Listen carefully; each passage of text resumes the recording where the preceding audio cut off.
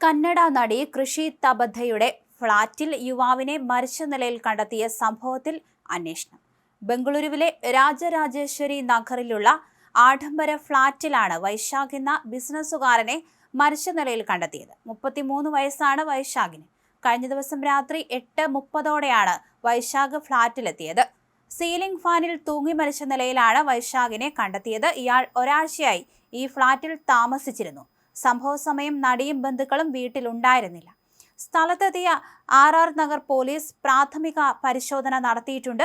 Postmortem report ലഭിച്ചതിന് ശേഷമേ കൂടുതൽ വിവരം ലഭിക്കുകയുള്ളൂവെന്ന് അധികൃതർ പറഞ്ഞു.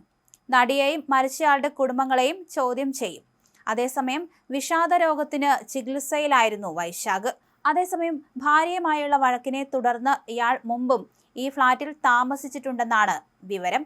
ഇയാളുടെ പശ്ചാത്തലമടക്കം പോലീസ് സംഘം അന്വേഷിച്ചു വരുന്നുണ്ട്. ഒരു വ്യവസായിയെ ഭീഷണിപ്പെടുത്തി പണം തട്ടാൻ ശ്രമിച്ചതിന് വൈശാഖിനെതിരെ കേസ് നിലനിൽക്കുന്നുണ്ട്.